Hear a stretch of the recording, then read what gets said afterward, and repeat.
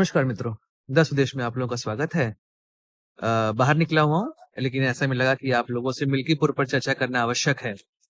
तो एक normal discussion यहाँ पे करते हैं, मिल्कीपुर में आखिर हो क्या रहा है। आपको पता है कि इस समय यूपी में 9 सीटों पर उपचुनाव की घोषणा हुई थी। उस दौरान मिल्कीपुर सीट को नहीं चूज़ किया गया था। ऐसे में कई सारे आरोप लगे थे। समाजवादी पार्टी ने कहा कि सरकार डर गई है, इस वजह से यहाँ पर चुनाव नहीं करवा रही है। तब चुनाव आयोग ने कहा था कि चूंकि अभी केस चल रहा है, इस वजह से मिल्कीपुर को लेकर घोषणा नहीं की गई। और अभी जब दिल्ली चुनाव की घोषणा की गई तो उसमें मिल्कीपुर का नाम रखा गया कि यहाँ पर उपचुनाव होंगे।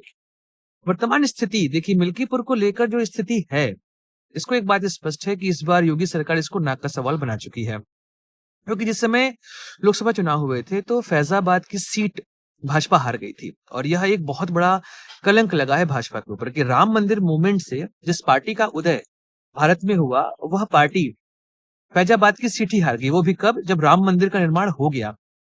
तो ऐसे में सरकार को यह लग रहा है कि मिल्कीपुर को अगर जीत लिया जाए तो जो इज्जत है वो वापस आ जाएगी। और समाजवादी पार्टी, क्योंकि अवधेश प्रसाद जिस समय चुनाव जीते तो समाजवादी पार्टी, कांग्रेस, इन दोनों ने अवधेश प्रसाद जी को आगे रखा। अगर आपको मानसून सत्र याद हो तो वहां पर भी सरकार को घेरने के पीछे हमेशा राहुल गांधी और अखिलेश यादव अवधेश प्रसाद जी को अपने साथ लेकर चलते थे। एक तरीके से ट्रॉफी थी वो उनकी, जो विजय प्राप्त हुई। उत्तर प्रदेश में जैसी विजय मिली, उस विजय का अर्थ यह था कि भाजपा, सोचिए कि राम मंदिर बनने के बाद भाजपा सेकंड नंबर पे आ गई, जबकि 2014, 2019 यहाँ पर भाजपा नंबर 1 पार्टी थी। 2014 में भाजपा ने 70 प्लस सीट प्राप्त करी और 2019 में 60 प्लस। और जब राम मंदिर का निर्माण हो गया, मतलब जिस वजह से आपकी पार्टी ने भारत में सत्ता स्थापित की, जिस मुद्दे के आधार पर, और जब मुद्दा आपने पूरा किया तो आप वह चुनाव ही हार गए। यह अलग तरह का कलंक भाजपा लेके चल रही थी। और जब 2024 का लोकसभा चुनाव संपन्न हुआ, वहां से एक बात स्पष्ट हुई कि जो अखिलेश यादव ने नारा दिया था पीडीए का, वह नारा सक्सेसफुल होता दिखाई दिया। 37 सीटें प्राप्त करना आसान नहीं था और कांग्रेस को 6 सीटें मिली, जिस कांग्रेस के विषय में सब ये सोच रहे थे कि वह उत्तर प्रदेश में एक भी सीट प्राप्त नहीं करेगी, और उसने वहां पर 6 सीटें प्राप्त कर ली। यह अपने आप में एक अभूतपूर्व प्रदर्शन था और पीडीए का नारा सक्सेसफुल यहाँ पर होता हुआ हमको दिखाई दे रहा था। योगी सरकार के ऊपर भी प्रश्न चिन्ह जो है वो लगते चले जा रहे थे। लेकिन इसी बीच में घोषणा होती है उत्तर प्रदेश उपचुनाव की, और यहाँ पर जो विजय प्राप्त हुई योगी आदित्यनाथ को, ऐसे में उनका चेहरा यहाँ पर और बड़ा होकर हमारे सामने आया है।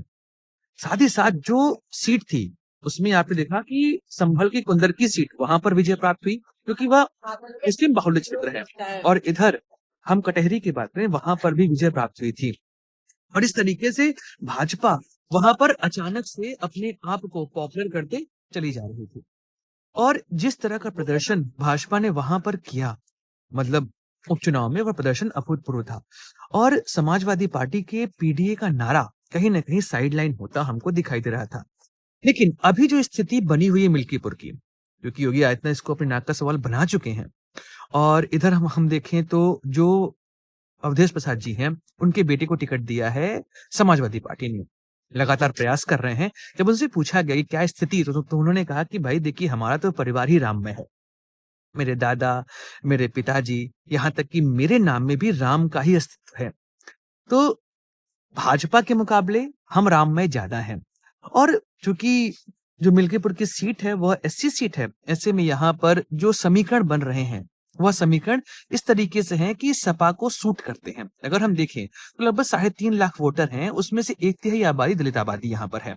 उसके अलावा लगभग 50,000 वोट यहाँ पर यादव और 30,000 वोट यहाँ पर मुस्लिम है। लेकिन हम अन्य जातियों की बात करें तो लगभग 50,000 वोट यहाँ पर ब्राह्मणों के हैं, 30,000 क्षत्रिय के हैं, और बाकी 50,000 जो यहाँ पर वोट हैं वो कोरी और कुशवाहा, इन जातियों के यहाँ पर ज्यादा हमको देखने को मिल रहे हैं। तो जो स्थिति इस समय बनी हुई है मिल्कीपुर की, वहां पर सरकार को यह लग रहा है कि इस बार अपनी इज्जत वापस पाने का मौका है, और समाजवादी पार्टी 2027 के चुनाव का नैरेटिव सेट करना चाह रही है। यहाँ से वह कोशिश कर रही है कि ऐसा माहौल बनाया जाए कि 27 में समाजवादी पार्टी यहाँ पर आने वाली है और भाजपा यहाँ से जाने वाली है। और जो पूरा प्रदर्शन इस समय चल रहा है, तो आप देखेंगे योगी आदित्यनाथ खुद जा रहे हैं इस समय मिल्कीपुर की सीट पर और समाजवादी पार्टी की तरफ से अखिलेश यादव ने पूरा हाथ दे दिया है इस समय अवधेश प्रसाद जी को कि भाई आप लड़िए इस चुनाव को, मेरा समर्थन यहाँ पर आपको पूरे तरीके से दिया हुआ है। तो अब माहौल जो यहाँ पर बना हुआ है, उस माहौल में यही है कि अपने आप को कैसे भी करके यहाँ पर स्थापित करना है। भाजपा की कोशिश यह है कि मिल्कीपुर की सीट को जीता जाए क्योंकि 2017 से 22 की सीट बाबा गोरखनाथ के हाथ में यह सीट थी। लेकिन जब 22 में चुनाव हुआ तो यह सीट आ गई समाजवादी पार्टी के पास। तो अब योगी आदित्यनाथ जो कि प्रयागराज में महाकुंभ भी हो रहा है और यहाँ पर मिल्कीपुर की सीट इस तरीके से वह हिंदुत्व के मुद्दे को यहाँ पर उठाएंगे और प्रमुखता से लेकर आगे बढ़ेंगे।